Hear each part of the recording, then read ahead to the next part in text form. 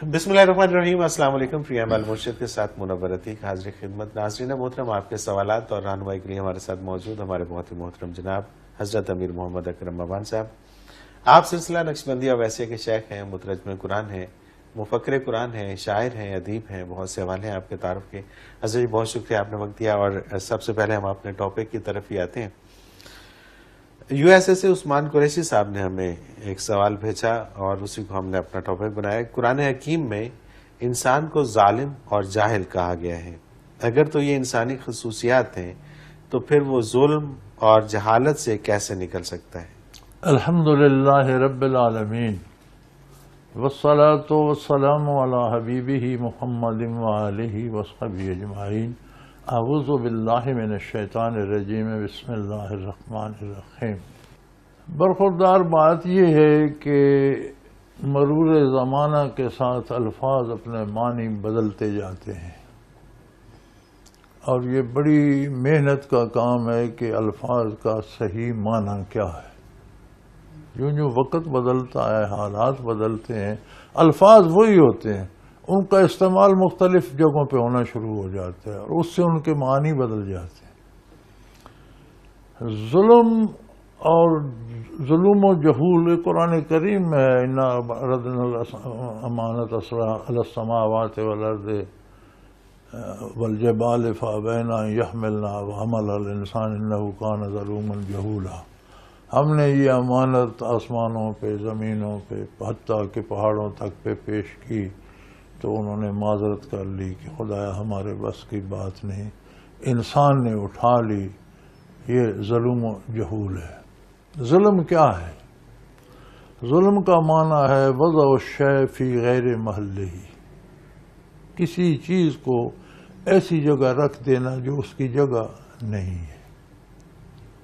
अच्छा, ये जुल्म क्या बात है? ये जुल्म है। सही। यानी यहाँ आप लालटेन रखते हैं, ये उसका स्टैंड बना हुआ है, आप उसे स्टैंड से उठा के मेज पे रख देते हैं, ये जुल्म है। ये जुल्म है क्योंकि वो उसकी जगह नहीं है, जगह किसी चीज को ऐसी जगह रखना जो उसकी जगह नहीं है, ये जुल्म कहलाता है। सुभान अल्लाह, सुभान अल्लाह। और जहालत क्या है? ना जानना। बिल्कुल ठीक है। एक होता है ना जानना, ये नादानी है। एक होता है ना जानने के बाद एक दावा रखना कि मैं जानता हूं, ये जहालत है। ये जहालत है, ठीक है। ये दो दर्जे हैं। एक है नादानी, नहीं जानता, उसे एहसास हो कि मैं नहीं जानता, सही। फिर वो जुल्म नहीं करता, जानने वाले से पूछता है। ठीक है। मैं नहीं जानता, मैं किसी जानने वाले से पूछूंगा। सही। मुझे यहाँ से लाहौर जाना है, मैं रास्ता नहीं जानता, मैं किसी से, मुझे पता है मैं नहीं जानता, मैं किसी से पूछूंगा। सही। मुझे ये ख्याल है कि मैं खुद सब जानता हूँ, मैं गाड़ी दौड़ा दूंगा, खा मैं लाहौर की वजह पिंडी पहुंच जाऊँ। पिंडी पहुंच जाऊँ, बिल्कुल ठीक है। ये जहालत है। ये जहालत है, बिल्कुल सही। इंसान में बुनियादी तौर पर दो औसाफ हैं, उसमें एक जहालत है, नहीं जानता, जानता मैं जानता हूँ, जिसके नतीजे में जो काम जैसे करना है वैसे नहीं करता, ये जुल्म है। बिल्कुल सही। जैसा करना चाहिए वैसा नहीं करता, ये जुल्म है। अब ये तो आम बात है, ये कोई लंबी बात नहीं, ये तो कोई ज्यादा समझाने की बात नहीं, ये तो रोजमर्रा की बात है कि बंदा जानता कुछ नहीं, कहता है मैं सब जानता हूँ और गलतियां करता है। बेशक, बेशक। तो अल्लाह करीम ने इरशाद फरमाया कि इसने अमानत लेने में भी जल्दी की, ये नहीं जानता था कि इसकी जिम्मेदारियां कितनी हैं। सही। अब निभा नहीं पा रहा, अब जुल्म कर रहा। बिल्कुल ठीक, बिल्कुल। वो अमानत क्या थी? वो अमानत थी मार्फत हक। कायनात का हर जर्रा अल्लाह का मुती है, लेकिन वो हाकिम का मुती तो है, ये जानता है कि मुझ पर बादशाह है।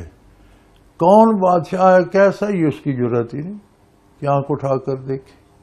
मुकर्रब फरिश्ते बारगाह उलूहियत में 10 बस्ता हैं, सारे जहान का निज़ाम अल्लाह से हुक्म लेकर नाफिज कर रहे हैं, लेकिन जुर्रत नहीं है कि नजर उठा कर देखें अल्लाह कौन है, अल्लाह कैसा है। बिल्कुल ठीक। اب یہ نعمت کسے دی جائے؟ اللہ کریم نے فرشتوں سے پوچھا، فرشتوں کیا آسمانوں سے پوچھا، یعنی ساری آسمانی مخلوق سے کے بعد آسمانوں سے بھی پوچھا کہ تم میری معرفت چاہتے ہو۔ زمین کی ساری مخلوق، پہاڑوں سے بھی پوچھا، زمین سے بھی پوچھا کہ تم یہ جرأت رندانہ چاہتے ہو کہ مجھے پہچان لو، مجھے دیکھ سکو، میری بات براہ راست سن سکو، میرا دیدار کر سکو۔ تو ہماری یہ جرأت نہیں۔ انسان سے پوچھا، اس نے کہا میں کروں گا۔ بالکل صحیح۔ اور میں یہ نادان تھا، سمجھتا میں سب جانتا ہوں۔ اس نے جب مار لیا۔ اب ظلم کرتا ہے، اب غلط کرتا ہے، جو معرفت کا حق ہے وہ ادا نہیں کرتا، اب الٹے کام کرتا، تو یہ ظلم جہولا کی تفسیر ہوگی۔ اب اس کا حل انہوں نے پوچھا، حل سادہ سا ہے۔ ہم جاہل ہیں، ہمیں پوچھنا چاہیے۔ کس سے پوچھیں؟ اللہ کے رسول سے، اصدق الصادقین سے، جس کی بات میں کوئی شبہ نہیں۔ اللہ کے قرآن سے موجود ہے ہمارے پاس، ایک ایک لفظ نبی صلی اللہ علیہ وسلم کے بطور امانت ہمارے پاس موجود ہے، ایک ایک کیفیت قلب اثر کی اللہ کے قلوب میں موجود ہے۔ قرآن بھی ہم سیکھ سکتے ہیں، حدیث بھی سیکھ سکتے ہیں، کیفیات بھی حاصل کر سکتے ہیں۔ تو ظلم سے، جہول سے تو نکل جائیں گے۔ جہول سے نکلیں گے تو ظلم سے گلو خلاصی ہو جائے گی، غلط نہیں کریں گے۔ سادہ سی بات۔ بالکل صحیح۔ یہ موقع کب آیا تھا کہ جب یہ پوچھا گیا اور جب کائنات کو یہ معرفت حق سونپنے سے پہلے مخلوق میں جرأت نہیں ہے؟ خالق کی عظمت اتنی بلند ہے کہ مخلوق میں جرأت نہیں ہے کہ وہ آنکھ اٹھا کے دیکھے اللہ کون ہے۔ بالکل ٹھیک ہے۔ اللہ کریم کو یہ بات پسند آئی کہ ساری مخلوق میرے حکم کی پابند ہے۔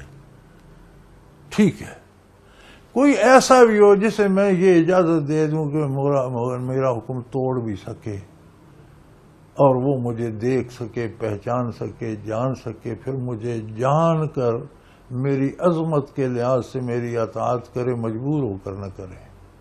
صحیح۔ ایک مخلوق میں ایک ایسی بھی ہونی، ساری مخلوق حکم کی پابند ہے۔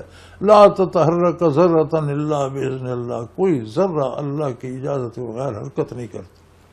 تو یہ تو سارے مجبور محض ہوئے نا۔ ایک مخلوق ایسی ہونی چاہیے، یہ اس کی پسند، کہ جو مجھے پہچان سکے اور پھر میری عظمت کو مد نظر رکھ کے میری نافرمانی نہ کرے، ورنہ میں اسے اجازت دے دوں ایک وقت تک کہ وہ نافرمانی بھی کر سکے، پھر جب میرے پاس آئے تو اس سے حساب کر لوں گا کہ کیوں کی۔ بالکل صحیح ہے۔ تو اب وہ مخلوق میں سب پر یہ بات پیش کی گئی کہ تم یہ جرأت رندانہ چاہتے ہو؟ ان کا یا اللہ ہماری یہ جرأت نہیں۔ انسان کی باری ہے، اس نے کہا یا اللہ مجھے دے دے، میں نبھاؤں گا یہ بات۔ پھر میں جلد باز تھا، نادان تھا، اس میں جلد بازی کی، گلے لگا، اب پوری نہیں کر سکتا۔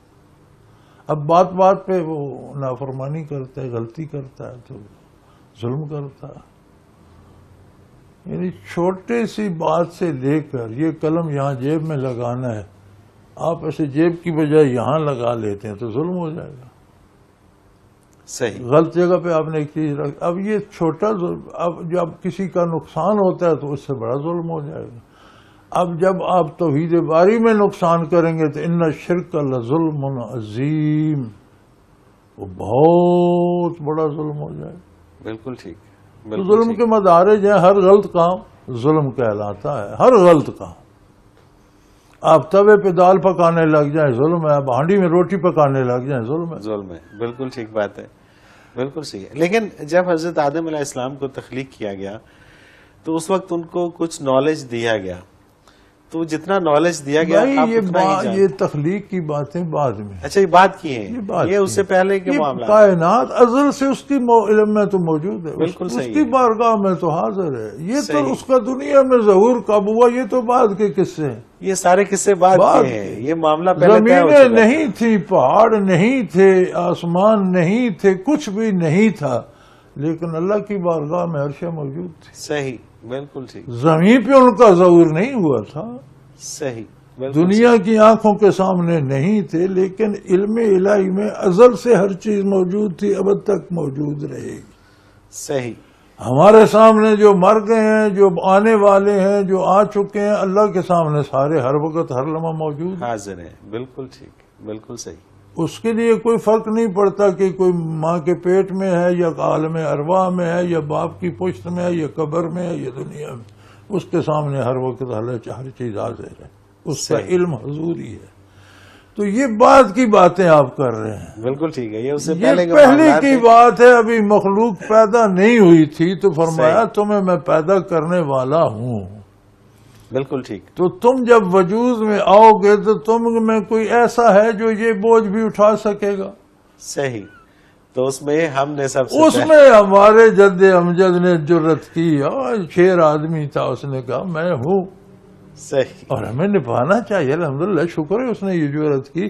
ہمیں یہ نعمت ہے. پوری مخلوق میں صرف انسان ایک مخلوق ہے جسے یہ کیفیت نصیب. سبحان اللہ. بے شک. مقرب فرشتوں کو بھی یہ جرت نہیں کہ وہاں اٹھا کے ہم کہتے ہیں اللہ مجھے اپنا. بندے نے کہا رب ارنی انظر الیک. صحیح. بالکل ٹھیک. اور کسی مخلوق نے نہیں کہا. بالکل ٹھیک ہے. فرمایا ٹھہر جا، وہ وقت بھی آ جائے گا. عرصہ محشر میں جنت میں سب دیکھیں گے مجھے، وہاں بھی تو آ رہا ہے لیکن اپنے اپنے جگہ پر. لیکن یہ جرت تو بندے کو ملی نا، انسان کو ملی. موسیٰ علیہ السلام بھی تو انسان تھے. بالکل صحیح. تو یہ وہ امانت تھی. تو اللہ کے لیے فرماتے ہیں اب اکثریت جو ہے انسانیت کی وہ اس کا حق ادا نہیں کر رہی. تو یہ نادانی میں اس نے غلط کام کا ہے. جو نہیں کرنا چاہیے تھا وہ پنگا لے لیا. کر لیا. اگر یہ نبھا نہیں سکتے تو کیا کیوں تھا؟ تو کیا ہے تو اب اسے نبھانا چاہیے. نہیں نبھا رہا تو پھر یہ ظلم ہے. یہ ظلم ہے. بالکل ٹھیک ہے. اب اسے نبھانا ہے. بالکل صحیح. حضرت جی ایک بریک پہ جانا ہے. اسے نبھائیں تو اس سے نکل جائیں گے. بے شک. ایک بریک پہ جانا ہے اور پھر کچھ سوالات ہیں وہ شامل کریں گے پروگرام میں. ناظرین محترم، اگر آپ بھی اپنے سوال کے ذریعے اس پروگرام میں شامل ہونا چاہیں تو اسکرین پہ ہمارا نمبر موجود ہے، آپ نوٹ فرما لیجئے 033349550021، اور آپ ہمیں ای میل کے ذریعے بھی اپنا سوال بھیج سکتے ہیں.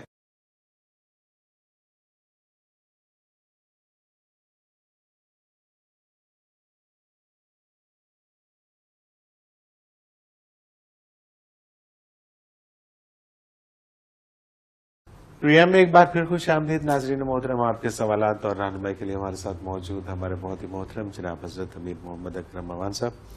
حضرت جی سوالات کا سلسلہ شروع کرتے ہیں. سید کیسر جاوید ہیں لاہور سے. ان کا سوال ہے کہ اگر کسی ولی اللہ کو صحابی جن کی زیارت ہو تو ظاہر ہے وہ تابعی ہو گیا، تو اس کی اگر زیارت کوئی جا کے کرتا ہے تو وہ تبع تابعی ہو جاتا ہے. بالکل صحیح ہے. شاہ عبدالعزیز دہلوی رحمۃ اللہ تعالی علیہ نے اپنی کہیں لکھا، مجھے کتاب کا نام یاد نہیں، میں نے خود پڑھا ہے. مجھے نام بھول جاتے ہیں، میرا بڑی ویکنیس ہے.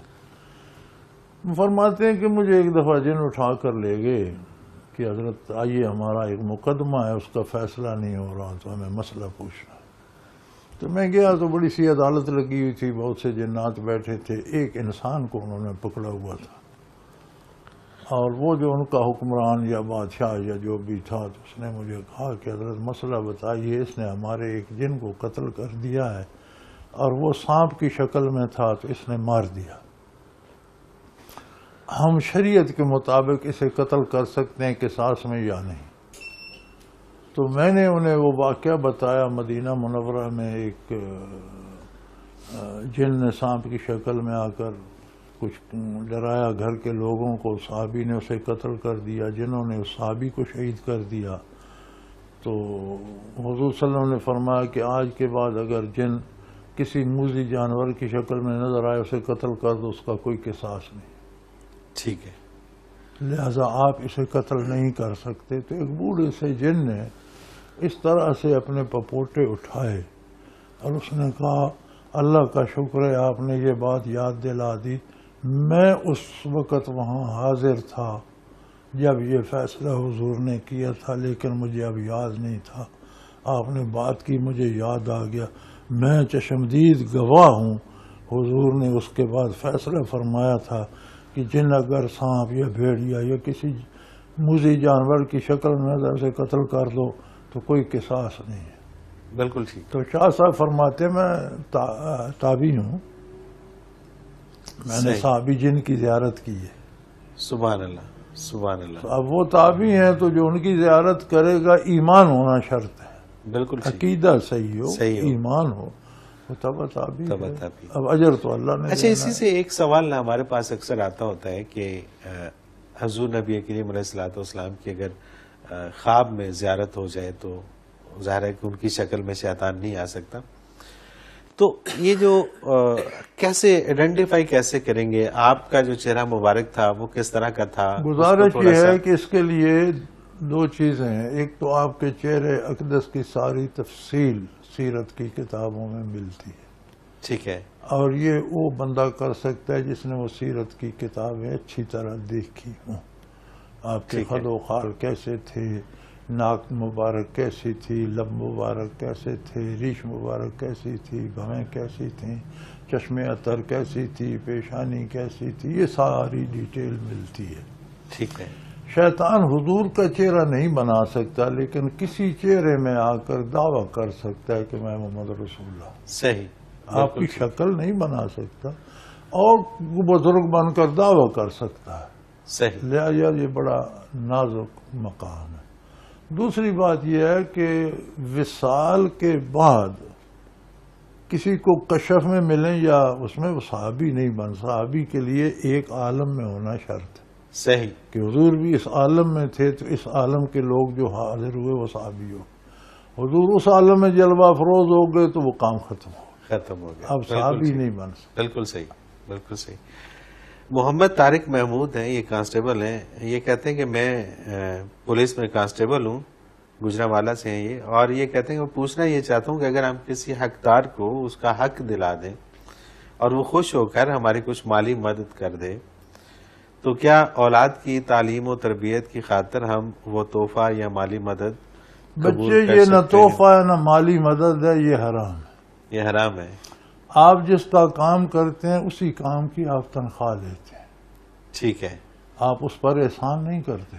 انہوں نے ویسے بڑا گھما کے پوچھا تھا کہ شاید حلال ہو جائے۔ آپ اسی کام کی تنخواہ اور اجرت جو لیتے ہیں، حکومت سے جو تنخواہ لیتے ہیں، آپ نے جو کام کیا ہے آپ اسی کام کی اجرت لیتے ہیں۔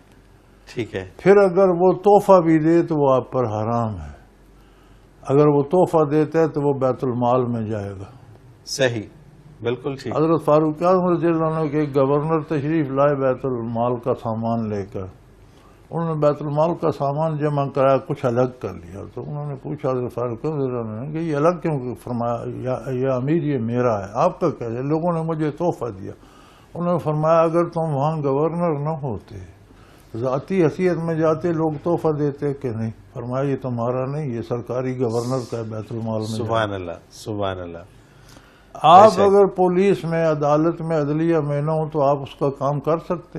سوال ہی پیدا نہیں کر سکتے تو اس ملازمت کی آپ تنخواہ لیتے، بالکل لہذا یہ حرام ہے۔ بالکل صحیح ہے، بالکل گھما پھرا کے بھی یہ حلال نہیں ہوگا، یہ حرام کا حرام ہی رہا۔ ایسے انہی کا دوسرا سوال ہے کہ جس ملک میں لا قانونیت اور ناانصافی ہو وہاں اپنا حق لینے کے لیے مجبوراً رشوت دی جا سکتی ہے؟ یہ فیصلہ علماء بر صغیر کا ہے، ٹھیک ہے، کہ آپ کا حق بنتا ہے۔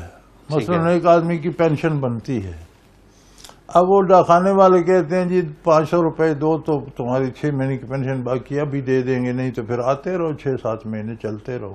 ٹھیک ہے، تو یہ رشوت نہیں، یہ ڈاکہ ہے۔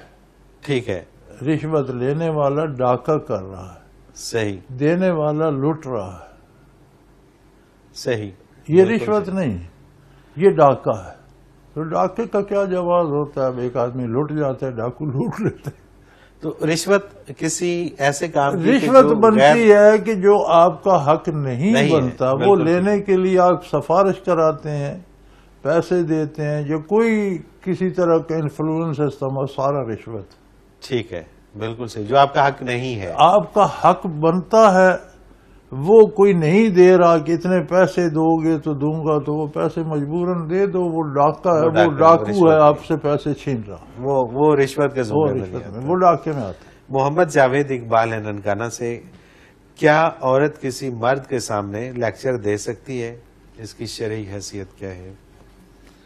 بچے لیکچر تو نہیں دے سکتی، لیکن اگر وہ عالم ہے، جانتی ہے، تو اس سے مسائل پوچھے جائیں تو بیان کر سکتی ہے، ٹھیک ہے، جانتی ہے تو تعلیم کر سکتی ہے، مسئلہ بتا سکتی ہے، لیکن محفل سجا کر لیکچر دینا یہ خاتون کے لیے جائز نہیں۔ لیکن یہ جو عمومی طور پہ کالجز میں یا یونیورسٹیز کے اندر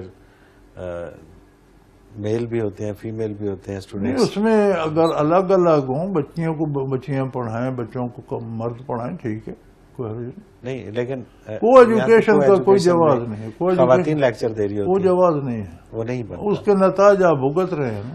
بالکل صحیح بات ہے۔ سب سے زیادہ جرائم جنسی جو ہیں وہ کالجوں اور کالج یونیورسٹیوں میں ہوتے ہیں۔ یونیورسٹیوں کے اندر، وہ اللہ معاف کرے، وہ تو حالات ہی بہت۔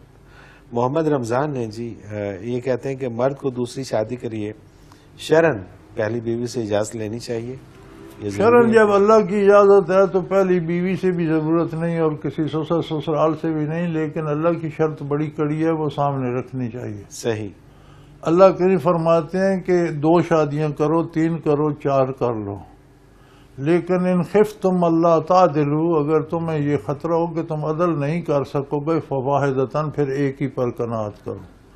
اور عدل یہ ہے کہ 2 بیویاں تو دونوں کو ایک جیسا لباس، ایک جیسی سہولتیں، ایک جیسے مکان، ایک جیسا گھر، ایک جیسی اپنی صحبت، ساری چیزیں دو، صحیح، دونوں راضی رہیں، تو ٹھیک پھر ہے۔ آپ یہ نہیں کر سکتے تو آپ کو اللہ کی طرف سے اجازت نہیں ہے۔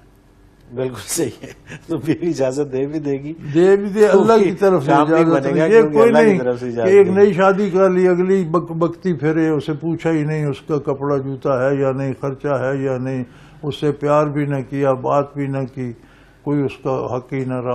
تو اللہ کی طرف سے ہی ایسی یہ اجازت اللہ کی نہیں ہے، طرف، بالکل اللہ ٹھیک ہے۔ تعدلوا فواحدہ، اگر تم عدل نہیں کر سکتے تو ایک ہی شادی پر قناعت کرو۔ بالکل ٹھیک ہے، بالکل صحیح ہے۔ اس شرط کو یار پوچھتے ہی کوئی نہیں، یہ قرآن میں موجود ہے، یہ غلط فہمی جو لوگوں کے دلوں میں ہے، یہ دور قرآن ہونی میں چاہیے۔ موجود بالکل ہے صحیح ہے، کہ فَانكِحُوا مَا طَابَ لَكُم مِّنَ النِّسَاءِ مَثْنَىٰ وَثُلَاثَ وَرُبَاع، تمہیں جو عورتیں بھلی لگیں 2 سے نکاح کر لو، 3 سے کر لو، 4 سے دل چاہتا ہے، اچھی لگی ہے، پسند ہے، 4 سے کر لو، لیکن وَإِنْ خِفْتُمْ اللہ تعالی، اگر اس بات کا خطرہ ہو کہ تم عدل نہیں کر سکو گے، فواحدہ، پھر ایک ہی بیوی۔ پھر ایک بڑی واضح اور بڑی اس سخت میں شرط ہے۔ سخت شرط ہے، بالکل اور ٹھیک عدل یہ ہے کہ دونوں کے پاس سہولیات ایک جیسی ہیں، اگر آپ کے پاس گاڑی ہے تو دونوں کے پاس ہو، آپ صحیح۔ کا اچھا گھر ہے تو دونوں کا اچھا گھر ہو، لباس کا سٹینڈرڈ دونوں کا ایک ہو، کھانے کا معیار دونوں کا ایک ہو، آپ دونوں کو وقت دیں، صحیح، بالکل کسی کو آپ سے شکایت نہ ہو کم از کم۔ بالکل ٹھیک ہے، بالکل صحیح، پھر آپ کریں۔ اور اگر بڑی یہ نہیں ہے تو پھر اللہ کی طرف سے اجازت نہیں ہے۔ نہیں ہے، بالکل صحیح، بالکل ٹھیک ہے، بالکل صحیح۔ عزیز جی ایک بریک پہ جانا ہے، اور جب اس طرح کی گفتگو ہو رہی ہوتی ہے تو پھر دل نہیں چاہتا کہ بریک پہ جائیں، لیکن کیا کریں، مجبوری ہے، تو ایک بریک پہ جانا ہے، واپس آتے ہیں تو کچھ اور سوال شامل کرتے ہیں۔ ناظرین محترم، اگر آپ بھی اس پروگرام میں اپنے سوال کے ذریعے شامل ہونا چاہیں تو اسکرین پہ ہمارا نمبر موجود ہے، آپ نوٹ فرما لیجئے 033349555021، اور اسی طرح سے آپ ہمیں ای میل کے ذریعے بھی اپنا سوال بھیج سکتے ہیں۔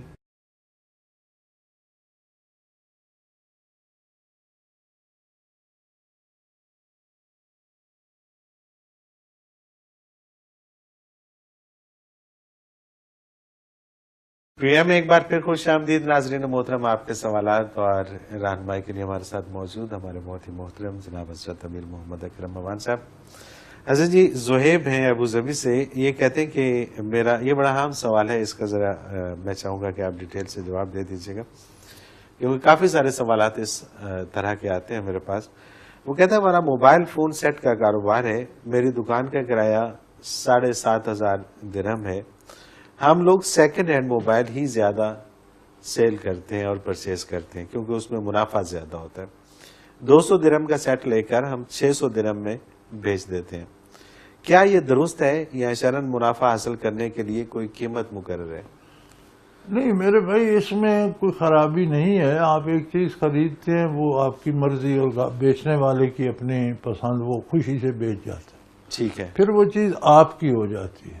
ٹھیک ہے، آپ وہ کسی کو مفت دے دیں، خرید قیمت پہ دے دیں، اس سے دگنی قیمت، وہ آپ کی چیز ہے، اگلے نے مرضی سے خریدنی، آپ اسے مجبور نہیں کرتے. لیکن اس میں ایک نقص یہ ہے کہ آپ نے 200 سے خریدی ہے، 600 بیچنے کے لیے کہتے ہیں میں نے 550 درہم کی خریدی ہے. یہ غلط ہے. آپ کو یہ جھوٹ بولنے کی ضرورت نہیں ہے. آپ یہ بتا سکتے ہیں کہ یہ سیٹ ہے بھائی، میں نے اتنے میں بیچنا ہے، آپ کو پسند ہے لے لیں، نہیں پسند نہ لیں. بالکل ٹھیک ہے. تو وہ جھوٹ نہ بولیں. صحیح. باقی آپ کا مال ہے، آپ کو مل گیا تو آپ کا ہو گیا. پچھلی بات پیچھے ختم ہو گئی. اب آپ نے بیچنا ہے، آپ کتنے کا بیچتے ہیں یہ آپ کی مرضی. بالکل صحیح. خریدار نے اپنی مرضی سے لینا ہے، اسے آپ مجبور نہیں کر سکتے. لیکن دھوکہ نہ دیں، جھوٹ نہ بولیں، غلط سے اوصاف اس کے نہ کریں. اسے کہیں بھئی آپ دیکھ لو، جانچ لو، اس کی بیٹری بھی دیکھ لو، اس کے فنکشن دیکھ لو، آپ کو پسند آئے تو میں نے اتنے کا دینا.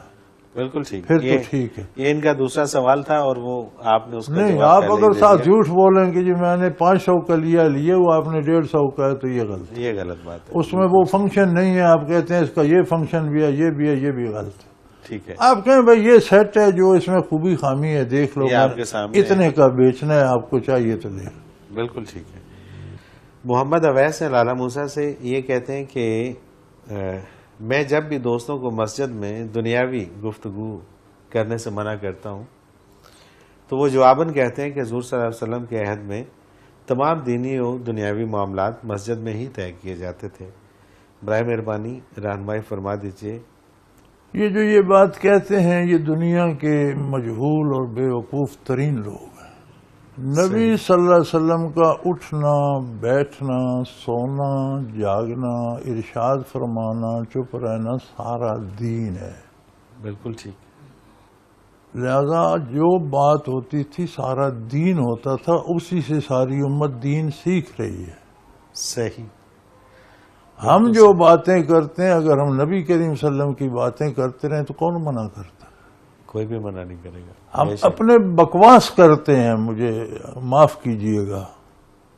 بالکل صحیح. بالکل صحیح. جو کہتے ہیں نا ہماری باتیں نبی صلی اللہ علیہ وسلم کی طرح ہیں، میں یہ کہوں گا کہ ہم بکواس کرتے ہیں. اس سے ہم نبی صلی اللہ علیہ وسلم کی باتوں کے برابر جانتے ہیں. ممکن نہیں ہے، سوال ہی پیدا نہیں. نبی صلی اللہ علیہ وسلم اگر دنیا کی بات بھی کرتے تھے تو وہ دین ہوتا تھا. بالکل ٹھیک بات. یعنی دنیا میں دین، یہ کام دین میں کس طرح سے ہے، حضور یہ فرماتے تھے. سبحان اللہ، سبحان وہ اللہ. دنیا نہیں ہوتی تھی. بارگاہ نبوت میں دنیا کو دخل نہیں ہے. صحیح. مسجد نبوی میں نبوت کے وصال کے بعد، حضور کے وصال کے بعد کوئی جرأت نہیں کرتا تھا دنیا کی بات کرنے کی. اور اگر جہاد کی بات ہوتی تھی تو وہ دنیا ہے. ظاہر دین کی بات ہو رہی ہوتی. اگر مقدمات کے فیصلے ہوتے تھے تو وہ دنیا، وہ بھی دین سکھایا جا رہا تھا. بالکل صحیح بات. وہاں صرف دین کی بات ہوتی تھی. ہم جو کرتے ہیں، ہم ذاتی اپنے مسائل ڈسکس کرتے ہیں اور یہ حرام ہے. بالکل صحیح. بالکل ٹھیک. جذبات میں میرے منہ سے نکل گیا، ایسے الفاظ میں کہا نہیں کرتا، لیکن مجھے بڑا دکھ لگا ہے کہ ہم اپنی انحرافات کو وہاں لے جاتے ہیں، وہاں لے جا کے اور ان کی طرح. یہ بڑے ظلم ہے. اللہ اکبر. اگلا سوال کاشف علی ہیں لاہور سے. یہ سوال کئی دفعہ اس پروگرام کے اندر شامل ہو چکا ہے، لیکن تھوڑا سا اس کے اوپر عالم ارواح کیا ہے؟ بچے سادہ سی بات ہے. عالم ارواح وہ ہے جہاں روحیں پیدا ہونے سے پہلے موجود ہیں. یوم الست میں تمام ارواح پیدا فرما دی گئی. صحیح. اب وہ زمین پر آنے سے پہلے جہاں موجود ہیں اس عالم کو عالم ارواح. بالکل ٹھیک. محمد عمر خلیل، ان کا سوال ہے، یہ کہتے ہیں کہ میں عوام میں اور اپنے ارد گرد والے لوگوں کے دلوں میں اپنی ذات کے لیے اعتماد اور اعتبار کیسے پیدا کر سکتا ہوں؟ اپنے اندر اللہ پر اعتماد پیدا کریں، لوگ آپ پر اعتماد کریں. آسان سا کلیہ ہے. بالکل صحیح. خرم شہزاد ہیں بیجنگ چائنا سے، ماشاءاللہ بہت اچھا پروگرام ہے، بیانیہ تفسیر مکمل ہونے پہ حضرت جی کو مبارکباد۔ الحمدللہ۔ میری گزارش ہے کہ دلائل السلوک اور مسائل السلوک میں من کلام الملوک کی شرح کے بعد براہ کرم احیاء العلوم یا فصوص الحکم کی بھی تشریح فرما دیں۔ یہ فصوص الحکم جو ہے یہ ایسی مشکل کتاب ہے کہ یہ علماء کی سمجھ میں مشکل سے آتی ہے، عوام کے تو پڑھنے کی ہے ہی نہیں۔ صحیح۔ اور الحمدللہ ہم نے مشکات شریف کا ترجمہ شروع کر دیا، اللہ کرے یہ مکمل ہو۔ ٹھیک ہے۔ تو یہ ایک ایسی کتاب ہے کہ حدیث کا آج کل عام پرچار ہو رہا ہے، سوشل میڈیا پہ روز کوئی نہ کوئی حدیث وہ چڑھا دیتے ہیں، اس کا غلط ترجمہ کر دیتے ہیں، غلط روایات، بعض حدیثیں ہی غلط ہوتی ہیں جو کوٹ کر دیتے ہیں، تو مناسب سمجھا کہ مشکات شریف کا آسان سا ترجمہ، پہلے بہت سے ترجمے ہو چکے ہیں، ترجمہ ہم نے بھی وہی کرنا ہے، صرف یہ ہے کہ اسے سہل اردو میں کر دیں، بالکل صحیح، تاکہ آج کی اردو میں عام آدمی کی سمجھ میں، تو الحمدللہ وہ شروع ہے، آپ دعا کریں اللہ کرے مکمل ہو جائے۔ بالکل صحیح۔ اچھا، ان کا آگے یہ کہتے ہیں کہ برائے مہربانی احیاء العلوم میں توحید کے جو 3 درجات بیان ہوئے ہیں ان کی وضاحت فرمائیں۔ میرے بچے جہاں سے آپ نے درجات پڑھے وہاں ان کی تفصیل بھی ہوگی، وہیں سے پڑھ لیں۔ صحیح ہے۔ جہاں انہوں نے احیاء العلوم میں 3 درجات لکھے ہیں، ساتھ تفصیل بھی لکھی ہوگی۔ ایمان کے 3 ہی درجے ہیں، علم کے 3 درجے ہیں۔ ایک علم آپ کو دلیل سے ہوتا ہے، ایک آپ کو علم تجربے سے ہوتا ہے، ایک آپ کو قطعی یقین سے ہوتا ہے۔ یعنی آپ دھواں دیکھتے ہیں تو آپ کہتے ہیں وہاں آگ ہے، ٹھیک ہے، ایک دلیل ہے نا۔ بالکل صحیح، ایک آپ وہاں جا کر دیکھتے ہیں یہ آگ لگی ہوئی ہے، ٹھیک یہ ہے، عین الیقین ہو گیا، وہ علم الیقین تھا۔ ٹھیک ہے، اس کو کہتے ہیں آپ کو یقینی علم ہو گیا کہ دھواں اٹھ رہا ہے تو بغیر آگ کے دھواں نہیں اٹھتا، وہاں آگ لگی، بالکل ٹھیک، یہ علم الیقین ہو گیا۔ دوسرا درجہ ہے کہ آپ خود وہاں جاتے ہیں دیکھتے ہیں آگ لگی ہوئی ہے، یہ عین الیقین ہو گیا کہ آپ نے اپنی آنکھ سے دیکھا۔ آپ کا ہاتھ جل جاتا ہے تو آپ کو پتہ چلتا ہے کہ آگ ہے، یہ حق الیقین ہے کہ حق ادا ہو گیا، یقین کی کمال کو بات پہنچ گئی۔ بالکل صحیح۔